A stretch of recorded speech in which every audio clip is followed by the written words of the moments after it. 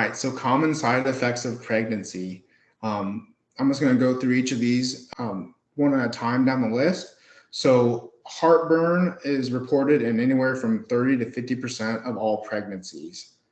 So I have just some quick, some easy tips for if you are experiencing heartburn that might be able to help you with this. So the first is trying to avoid large meals, and second, instead focusing on small balanced meals throughout the day. I'm trying to, instead of doing like breakfast, lunch, and dinner that are really they're really big, doing like maybe like a breakfast and a snack, and then a lunch and a snack, and then a dinner. Something along that line might help not have so much in your stomach at once. And then avoid eating late at night and going to bed on a full stomach.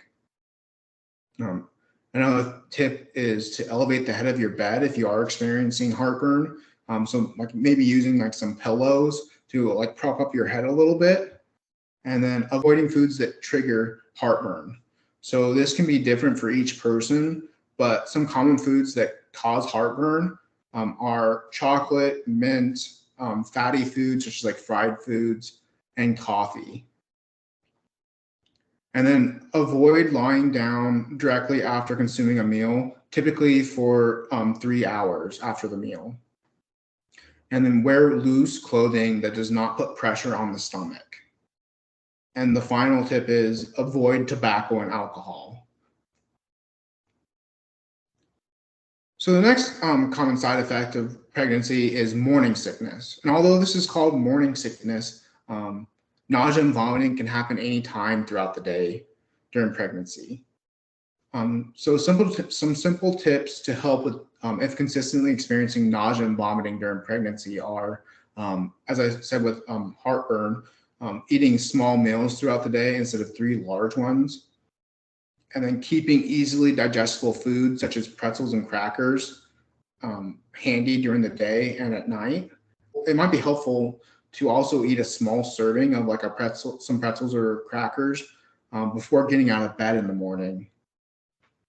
Avoiding fatty foods such as fried foods can also help with the morning sickness. And then as you go throughout the day, separating fluids and food by drinking your fluids in between the meals instead of during the meals can also help with nausea and vomiting. And then I just wanted to touch on ensuring you stay hydrated, because vomiting can lead to dehydration if the fluid is not replaced properly. And the final side effect that I wanted to talk about is constipation. So constipation is a common problem with women who are pregnant. So some things you can do to help with this are making sure you consume adequate fiber in the diet. At least about 25 grams a day is a good starting goal during pregnancy. And some dietary sources of fiber would be like whole grains, vegetables, fruits, nuts, and seeds. So trying to add these to your diet can help with the constipation. And then if not already doing so, working to consume 8 to 12 cups of fluids a day. That's the general recommendation for how much fluid a woman needs during pregnancy is 8 to 12 cups a day. So although water is the most recommended source of fluid, fluid can be in the diet can also come from other beverages consumed like milk or juices, fluids from our food, and then also the drinking water.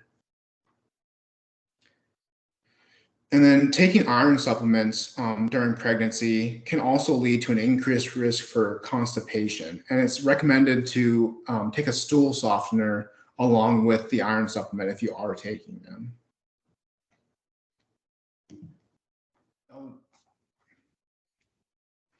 All right, so now we're going to switch gears a little bit and talk about specific nutrients needed during pregnancy. So the ones I'm going to talk to you about today are calcium, vitamin D, folate, omega-3, choline, iodine, vitamin B12, and iron. So the first nutrient I want to talk to you about today is calcium. Calcium makes up the bones and teeth within our bodies, and it also plays a role in the blood vessel contraction and dilation, muscle functions, blood clotting, hormone secretion, and nerve transmissions. So calcium is a mineral that is important for bone health, and adequate amounts of it are important for fetal bone and teeth development. Dairy is an excellent source of calcium in the diet and is often fortified with vitamin D as well. Although the recommended amount of calcium required each day does not change during pregnancy, it is important to get adequate dairy intake and add sources of calcium into your daily lives. So, dairy is the main source of calcium in the American diet, but there are options for those who do not drink dairy, either due to intolerance or by choice.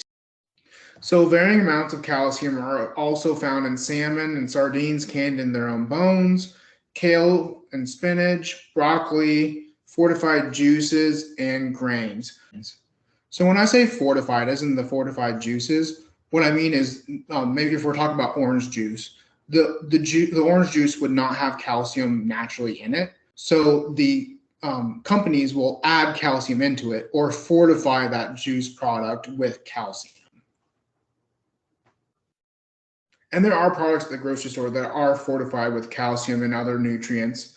Some commonly fortified products are almond milk, oat milk, coconut milk, soy milk, juices such as orange juice or tofu.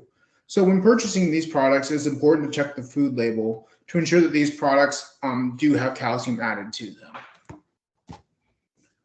All right, so I want you to just take a few seconds and close your eyes and think about a time that you were outside in the sun and you could just feel the warmth from the sunlight going over your body.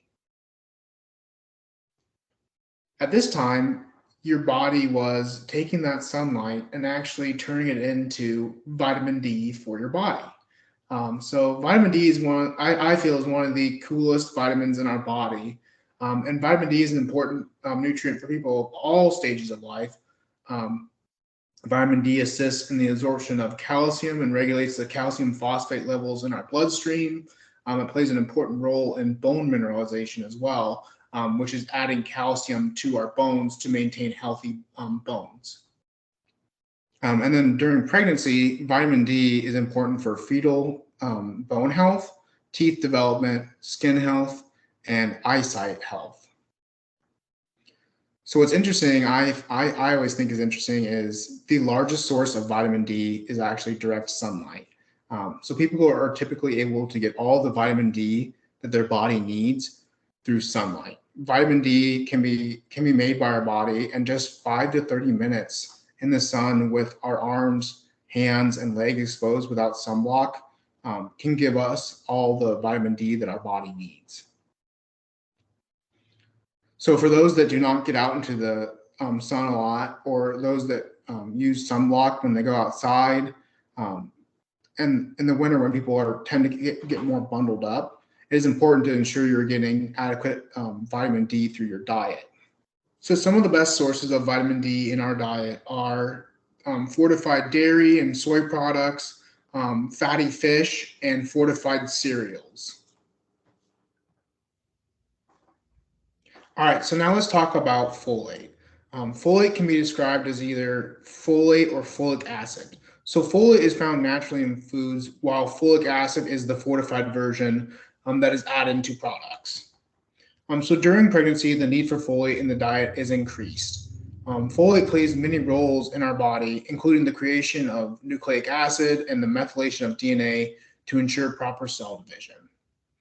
Folate is important during pregnancy, especially during the first trimester, and adequate folate intake has been shown to reduce the risk of neural tube defects of infants. So some sources of folate include dark green vegetables, nuts, peas, lentils, beans, animal products such as meats, poultry, seafood, eggs, and dairy, and fortified grains and fortified cereals. So some of the best sources of folate are spinach, Brussels sprouts, asparagus, and liver. Choline is another nutrient that is important during pregnancy. And choline is one nutrient that women who are pregnant are often unable to consume an adequate amount of through their diet alone. Choline plays a role in metabolism, the creation of an important piece of a healthy cell, early brain development, and even signaling between cells. During pregnancy, the need for choline rises and is important for the brain development of the fetus. Choline can be found in foods such as animal products like eggs and dairy, meat, poultry, and grains, seafood, beans, peas, lentils, and cruciferous vegetables such as broccoli. All right. So the need for iodine is increased during pregnancy and is important for the neurocognitive development of the fetus. Iodine plays a role in the creation of certain hormones in our body that are important for a healthy body.